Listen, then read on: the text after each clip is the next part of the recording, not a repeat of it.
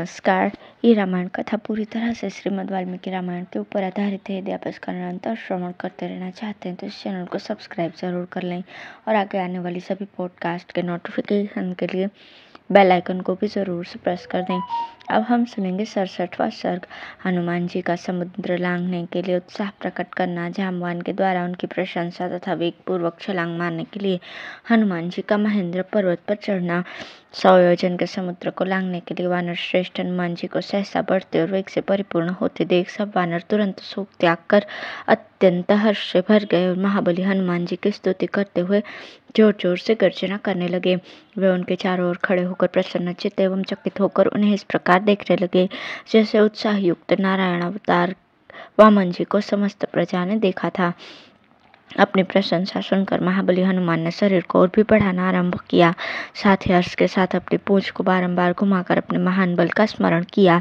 बड़े बूढ़े वानर शिरोमणियों के मुख से अपनी प्रशंसा सुनते और तेज से परिपूर्ण होते हुए हनुमान जी का रूप उस समय बड़ा ही उत्तम प्रतीत होता था।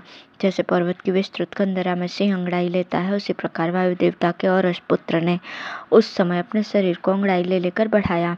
जम्भाई लेते समय बुद्धिमान हनुमान जी का दीप्तिमान मुख जलते हुए पहाड़ तथा धूम रहित अग्नि के समान शोभा पा रहा था।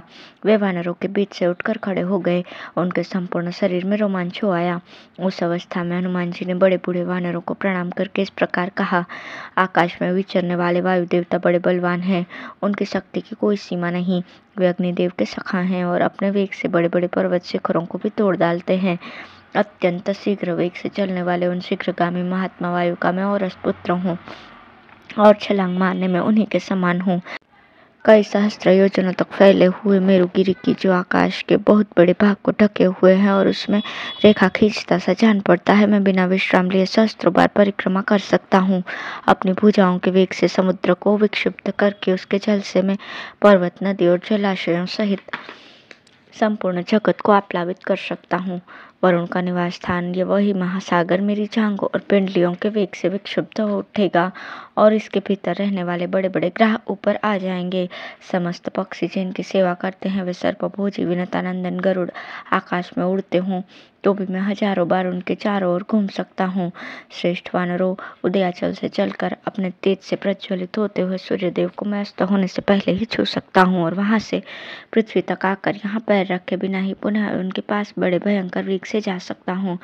आकाशचारी समस्त ग्रह नक्षत्र आदि को लांघ कर आगे बढ़ जाने का उत्साह रखता हूँ।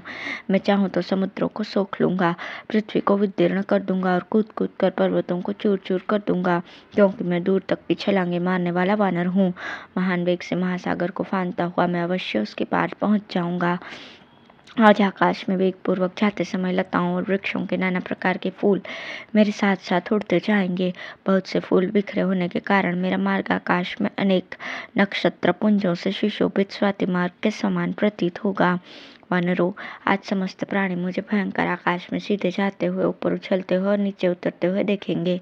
कपिवरों, तुम देखोगे मैं महागिरी मेरु के समान विशाल शरीर धारण करके स्वर्ग को ढकता और आकाश को निगलता हुआ सा आगे बढ़ूंगा।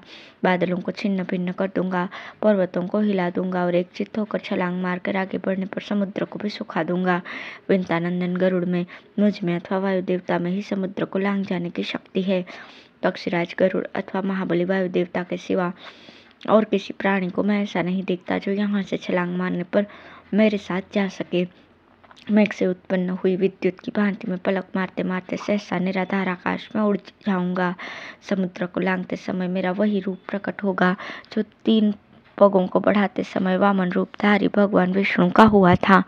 वानरों, मैं बुद्धि से जैसा दिखता या सोचता हूँ मेरे मन की चेष्टा भी उसके अनुरूप ही होती है। मुझे निश्चय जान पड़ता है कि मैं विदेह कुमारी का दर्शन करूंगा, अतः अब तुम लोग खुशियां मनाओ। मैं वेग में वायु देवता तथा गरुड़ के समान हूँ। मेरा तो ऐसा विश्वास है कि इस समय मैं 10,000 योजन तक जा सकता हूँ। वज्रधारी इंद्र अथवा स्वयंभू ब्रह्मा जी के हाथ से भी मैं बलपूर्वक अमृत छीन कर सहसा यहाँ ला सकता हूँ। समुची लंका को भी भूमि से उखाड़कर हाथ पर उठाए चल सकता हूँ, ऐसा मेरा विश्वास है। अमित तेजस्वी वानर श्रेष्ठ हनुमान जी जब इस प्रकार गर्जना कर रहे थे उस समय संपूर्ण वानर अत्यंत हर्ष में भरकर चकित भाव से उनकी ओर देख रहे थे। हनुमान जी की बातें भाई बंधुओं के शोक को नष्ट करने वाली थीं। उन्हें सुनकर वानर सेनापति जाम्बवान को बड़ी प्रसन्नता हुई। वे बोले, वीर, केसरी के सुपुत्र वेगशाली पवन कुमार, तुमने अपने बंधुओं का महान शोक नष्ट कर दिया। यहाँ आए हुए सभी श्रेष्ठ वानर तुम्हारे कल्याण की कामना करते हैं।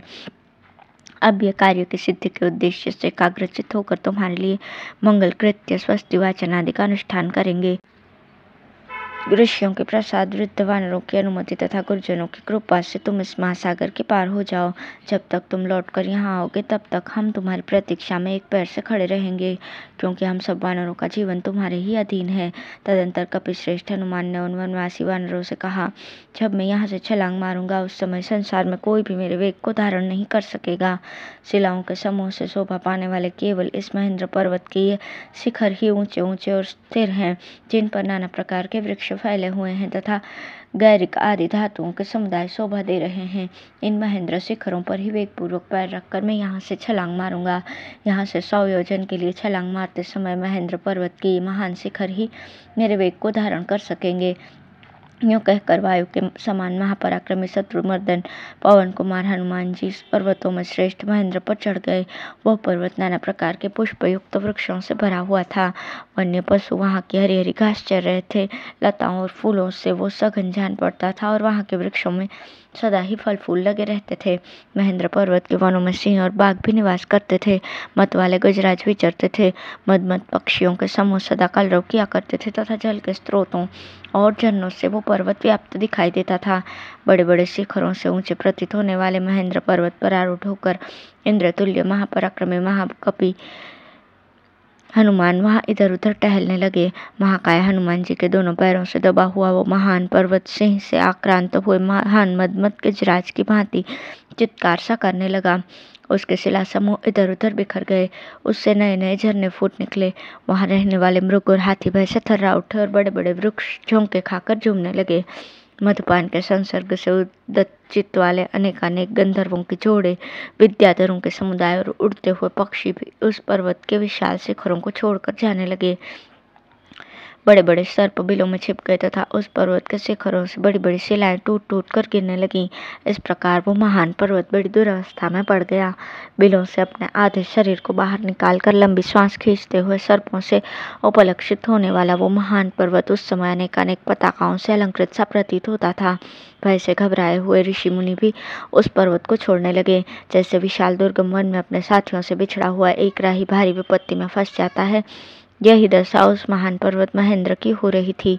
शत्रुवीरों का संहार करने वाले वानर सेना के श्रेष्ठ वीर वेगशाली महामनस्वी महानुभाव हनुमान जी का मन वेग पूर्वक छलांग मारने की योजना में लगा हुआ था।